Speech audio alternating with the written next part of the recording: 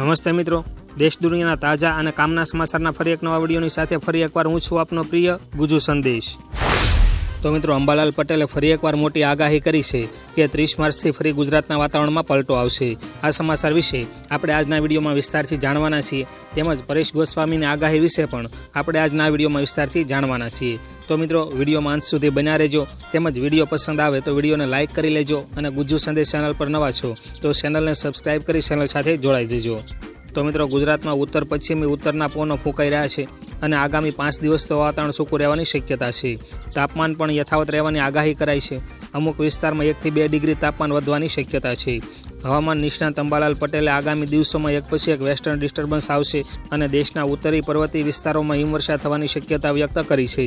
આંધી વંટોળ અને ભારે પવનનું જોર રહેવાની આગાહી કરી છે। રાજ્યના મોટાભાગના વિસ્તારોમાં આજથી ગરમીનું પ્રમાણ વધવાની શક્યતા દેખાઈ રહી છે, જેમાં વડોદરાના ભાગોમાં 42 ડિગ્રી આસપાસ તાપમાન પહોંચે તેવી શક્યતા છે, તો અમદાવાદ અને ગાંધીનગરના વિસ્તારોમાં 40 થી 41 ડિગ્રી તાપમાન થવાની શક્યતા છે। સાબરકાંઠા અને પંચમહાલના વિસ્તારોમાં 40 ડિગ્રીથી 41 ડિગ્રી તાપમાન થવાની શક્યતા છે। સૌરાષ્ટ્રના ભાગોમાં 40 ડિગ્રી તાપમાન થવાની શક્યતા છે, તો સુરેન્દ્રનગરના ભાગોમાં મહત્તમ તાપમાન 41 ડિગ્રી થવાની સંભાવના છે, જ્યારે કચ્છમાં 40 ડિગ્રી તાપમાન રહેવાની શક્યતા છે। તેમજ અંબાલાલ પટેલે હોળીની ઝાડ પરથી જે વર્તારો જણાવ્યો છે તે અનુસાર ચક્રવાત, તોફાનો અને આંધી વંટોળ સાથે ચોમાસાનો પ્રારંભ થશે। તેમજ મિત્રો, ગુજરાતના ભાગોમાં આજથી ગરમીનો પારો ઉપર ચડશે અને એક પછી એક વેસ્ટર્ન ડિસ્ટર્બન્સ આવતા પુનઃ મહત્તમ તાપમાનમાં ઘટાડો થવાની શક્યતા છે।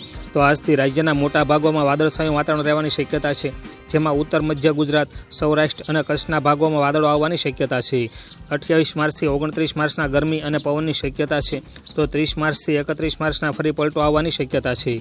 મહારાષ્ટ્રના ભાગોમાં વાદળો આવવાની શક્યતા રહે છે, ગુજરાતના ભાગોમાં પણ વાદળો આવવાની શક્યતા છે। તેમજ અંબાલાલ પટેલે હોળીની ઝાડ પરથી આગાહી કરતાં વધુમાં જણાવ્યું છે કે 1 એપ્રિલથી 3 એપ્રિલ સુધીમાં વાદળો આવશે અને 5 એપ્રિલ સુધીમાં અરબ સાગરનો ભેજ અને બંગાળના ઉપસાગરના ભેજના લીધે ગુજરાતના ભાગોમાં વાદળછાયું વાતાવરણ રહેવાની શક્યતા છે, તો અમુક ભાગોમાં ગાજવીજ સાથે વરસાદની શક્યતા પણ છે। ગુજરાત અને રાજસ્થાનની બોર્ડરના વિસ્તારોમાં પ્રી મોન્સૂન એક્ટિવિટી જોવા મળે તેવી શક્યતા છે। તેમજ મિત્રો, પરેશ ગોસ્વામીની આગાહી વિશે વાત કરીએ તો 2 દિવસ પછી ભયંકર ગરમીની આગાહી પરેશ ગોસ્વામીએ કરી છે। તેમજ આ સાથે તેમણે વધુમાં જણાવ્યું છે કે 6 એપ્રિલથી 8 એપ્રિલમાં હવામાનમાં પલટો આવવાની શક્યતા છે, વાદળછાયું વાતાવરણ જોવા મળશે અને રાજ્યના કોઈ ભાગોમાં આંધી વંટોળ અને પવનની શક્યતા રહેલી છે, એટલે કે ફાગણ વદમાં રાજ્યના ભાગોમાં હવામાનમાં મોટો પલટો જોવા મળશે, જેમાં આંધી વંટોળ અને પવનના સુસવાટા સાથે ગુજરાતના અમુક ભાગોમાં પ્રી મોન્સૂનની એક્ટિવિટી શરૂ થવાની શક્યતા છે। તો 1 એપ્રિલથી 3 એપ્રિલ સુધીમાં વાદળો આવશે અને 5 એપ્રિલ સુધીમાં અરબ સાગરનો ભેજ અને બંગાળના ઉપસાગરના ભેજના લીધે ગુજરાતના ભાગોમાં વાદળછાયું વાતાવરણ રહેવાની શક્યતા છે। ત્યાર પછીના સમાચાર જોઈએ તો શું ડુંગળીની નિકાસ શક્ય નહીં બને? આ સમાચાર વિશે વધુ જાણીએ તો લોકસભાની ચૂંટણી પહેલાં સરકારે ડુંગળીની નિકાસ પરનો પ્રતિબંધ અનિશ્ચિત સમય માટે લંબાવી દીધો છે। ડિસેમ્બર 2023 લાગેલો પ્રતિબંધ 31 માર્ચે હટવાનો હતો। મલેશિયા, નેપાળ, બાંગ્લાદેશ અને યુએઈ ભારતથી ડુંગળી આયાત કરે છે। નિકાસ પ્રતિબંધને પગલે આ દેશો ડુંગળીના ઊંચા ભાવ સાથે સંઘર્ષ કરી રહ્યા છે। વર્ષ 2023-24માં ડુંગળીનું ઉત્પાદન ઘટવાની શક્યતા છે। પ્રતિબંધને કારણે ખેડૂતોને પણ નુકસાન થઈ રહ્યું છે।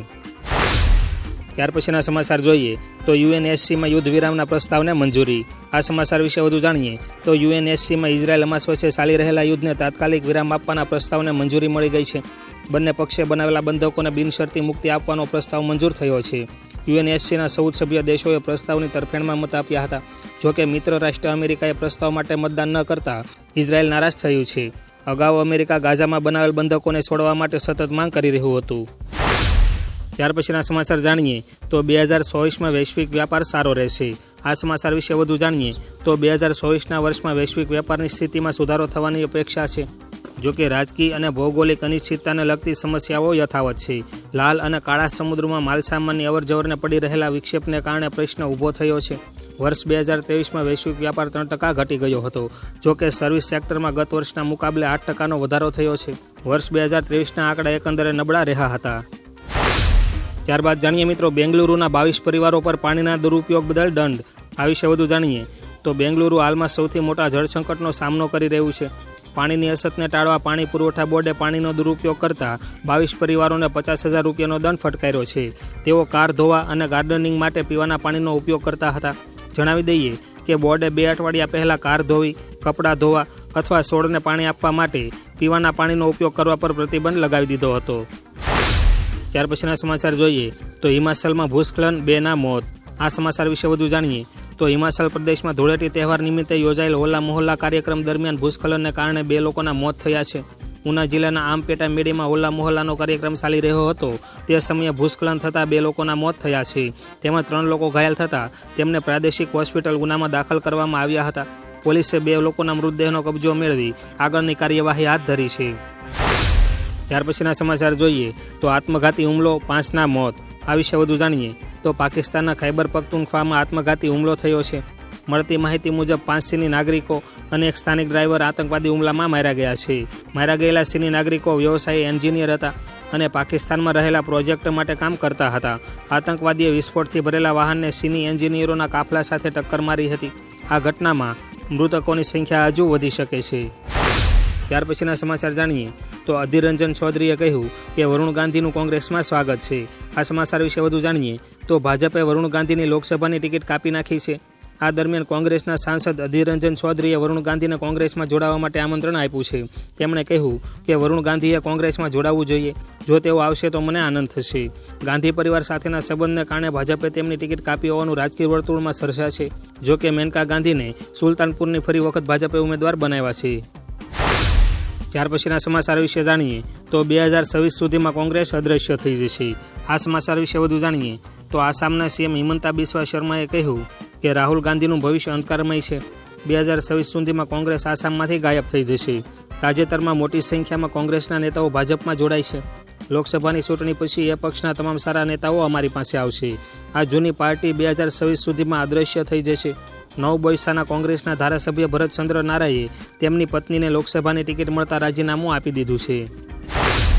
ત્યારબાદ જાણીએ મિત્રો સુપ્રિયા સિનેટની વધી શકે છે મુશ્કેલી। આ વિશે વધુ જાણીએ તો ભાજપે અભિનેત્રી કંગના રનૌતને હિમાચલ પ્રદેશની મંડી લોકસભા સીટ પરથી ઉમેદવાર બનાવ્યા છે। આ જાહેરાત પછી તરત જ સુપ્રિયા સિનેટના ઇન્સ્ટાગ્રામ એકાઉન્ટ પરથી કંગના રનૌતની એક તસવીર શેર કરતી વખતે અભદ્ર ટિપ્પણી કરવામાં આવી હતી। જ્યારે આ મામલે હોબાળો થયો ત્યારે આ પોસ્ટ ડિલીટ કરી દેવામાં આવી હતી। હવે રાષ્ટ્રીય મહિલા આયોગના અધ્યક્ષ રેખા શર્માએ કહ્યું છે કે તેઓ આ મામલે ચૂંટણી પંચનો સંપર્ક કરશે। ત્યાર પછીના સમાચાર વિશે જાણીએ તો વડોદરા ઘઉં ભરેલો ટાંકો તૂટતા એકનું મોત। આ વિશે વધુ જાણીએ તો વડોદરાની મંજુસર જીઆઈડીસીમાં આવેલા પૂનમ આટા મિલમાં ગ્રાઇન્ડર મશીન તૂટતા 3 કામદારો દબાયા હોવાના સમાચાર સામે આવ્યા છે। ઘઉં દળવાના મોટા ટાંકામાં અંદાજે 300 ટન જેટલા ઘઉં હતા। ટાંકો તૂટી પડતા ઘઉંના ઢગલામાં કામદારો દબાયા હતા, જેમાં એકનું મોત નીપજ્યું હતું। જેસીબી મશીન દ્વારા દબાયેલા કામદારોને બહાર કાઢવા કવાયત હાથ ધરવામાં આવી હતી। કામદારોની ઓળખ થઈ નથી। પોલીસ આ અંગે તપાસ કરી રહી છે। ત્યારબાદ જાણીએ મિત્રો રાજ્યમાં ગરમીનો પ્રકોપ શરૂ। આ વિશે વધુ જાણીએ તો રાજ્યમાં આકરા તાપનો પ્રભાવ શરૂ થઈ ગયો છે। ગઈકાલે રાજ્યના મોટાભાગના શહેરોનું તાપમાન 38 ડિગ્રીને પાર નોંધાયું હતું, જેમાં રાજકોટમાં સૌથી વધુ 39.9 ડિગ્રી, સુરેન્દ્રનગર 39.5 ડિગ્રી, અમદાવાદ અને વડોદરામાં 38.6 ડિગ્રી, ભુજમાં 39.8 degree, Gandhinagar 38.5 degree, Deesa 38.4 degree અને ભાવનગરમાં 37.4 ડિગ્રી તાપમાન નોંધાયું હતું। આગામી થોડા દિવસમાં રાજ્યમાં તાપમાન 39 ડિગ્રી સુધી પહોંચે તેવી શક્યતા છે। ત્યાર પછીના સમાચાર જોઈએ તો દિલ્હી દારૂ કૌભાંડ કેસમાં કવિતાને ઝટકો। આ સમાચાર વિશે વધુ જાણીએ તો દિલ્હી દારૂ કૌભાંડ કેસમાં 23 માર્ચે કવિતાના રિમાન્ડ પૂરા થયા બાદ ઈડીએ કવિતાના રિમાન્ડ 5 દિવસ માટે વધારવાની અપીલ બાદ કોર્ટે કવિતાના રિમાન્ડ 3 દિવસ લંબાવ્યા હતા। આ કેસની ફરી સુનાવણી 26 માર્ચે થઈ હતી। ત્યારબાદ તે હવે 9 એપ્રિલ સુધી ન્યાયિક કસ્ટડીમાં રહેશે। હવે કોર્ટ કવિતાના વચગાળાના જામીન પર 1 એપ્રિલે સુનાવણી કરશે। ખરેખર તેમણે પુત્રની પરીક્ષાને લઈને વચગાળાના જામીનની માંગણી કરી છે। ત્યાર પછીના સમાચાર જાણીએ તો અમેરિકાએ કેજરીવાલની ધરપકડ પર નિવેદન આપ્યું। આ સમાચાર વિશે વધુ જાણીએ તો સીએએ બાદ અમેરિકાએ પણ અરવિંદ કેજરીવાલની ધરપકડ પર નિવેદન આપ્યું છે। અમેરિકી વિદેશ મંત્રાલયે કહ્યું છે કે અમે આ મામલાની નજીકથી નજર રાખી રહ્યા છીએ। અગાઉ જર્મનીએ પણ આ મામલે ટિપ્પણી કરી હતી। ત્યારબાદ ભારત સરકારે જડબાતોડ જવાબ આપ્યો હતો। ભારતે જર્મન દૂતાવાસના ડેપ્યુટી ચીફને બોલાવીને ઠપકો આપતા કહ્યું કે આ અમારો આંતરિક મામલો છે।